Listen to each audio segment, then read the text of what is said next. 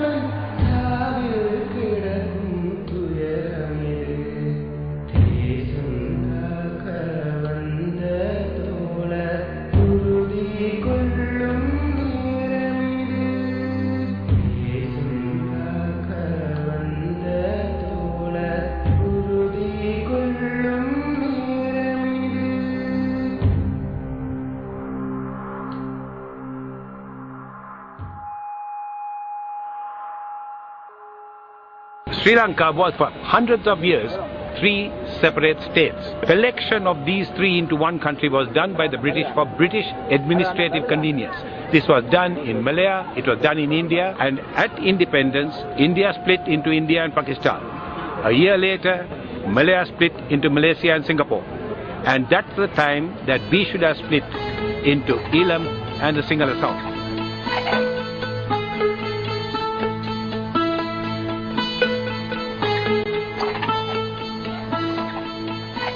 It's the British who made these 3 separate states into one country, which is Sri Lanka.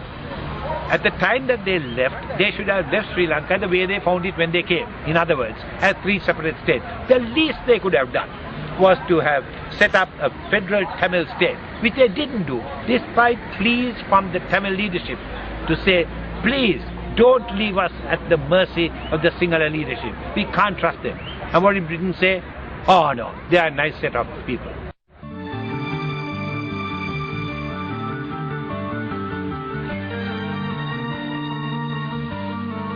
The Sinhala government, in its first act in 1948, disenfranchised 1 million plantation Tamils in one of the worst acts of political barbarism that the world has known.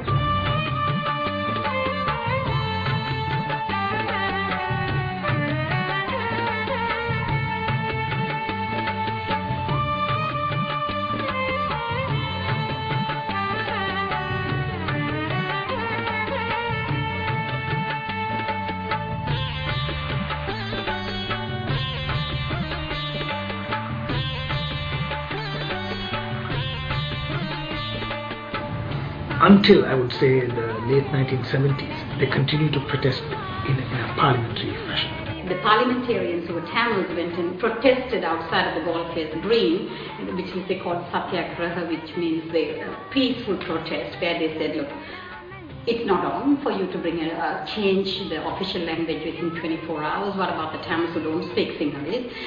They were clogged. They were hit and there was blood pouring out of one of their heads.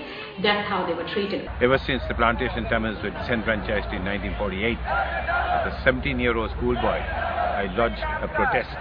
And then when the Tamils lost their language at the hands of my uncle, S.W.R.D. Bandaranayak, I thought the time had come to take a stance. And when his wife, Sirima, set the bar higher for Tamil students to enter the university, I was then Associate Professor of Medicine, I thought it was an outrage. And I thought at that time, in fact, I warned her that the Tamil youths were going to arm, because if you keep people out of university for the wrong reason, the fact that they are Tamils, and their non-violent protests have failed, then you must expect violence.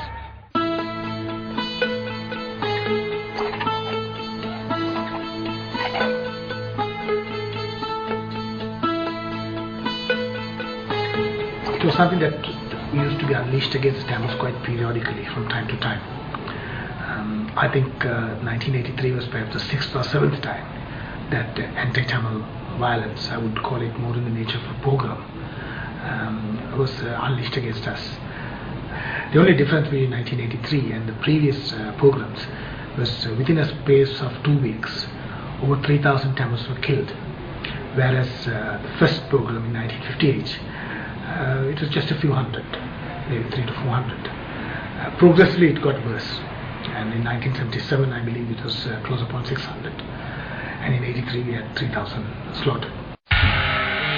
People looting, shops, shop things being taken out of shops, shops being burnt. Going to houses, looting, threatening to kill and so on. The guy's, stomach got slashed and, guts were spilling out. But I was so petrified, I couldn't move. The children are dragging and pulling me. My God, this is happening all over again.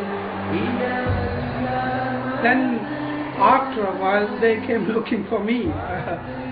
So they grabbed me, they asked me, I don't understand Sinhalese very much because I studied in Vietnam. He said, Yapanere or something like that. Demilude. Yeah, that was easy. So I said, yeah.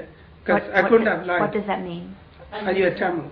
So I couldn't have lied because I couldn't have spoken in a second sentence, third sentence, they would have caught me anyway.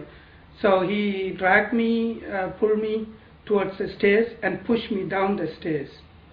I kept on saying, let me go, let me go. Then one guy brought a bottle full of petrol, poured it on me.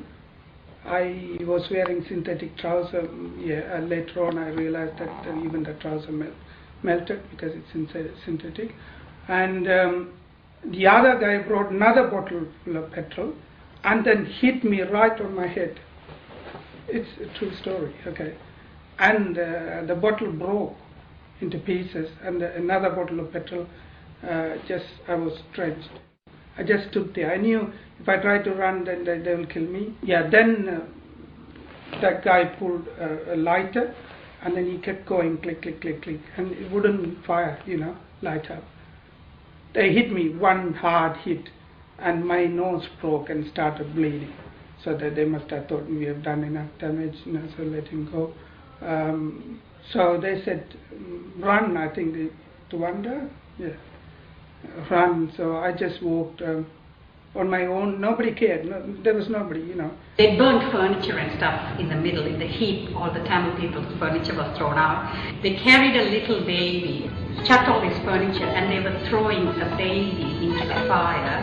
Obviously, you can't protest when there's hundreds of Sinhalese around you laughing because they're killing the Tamil baby.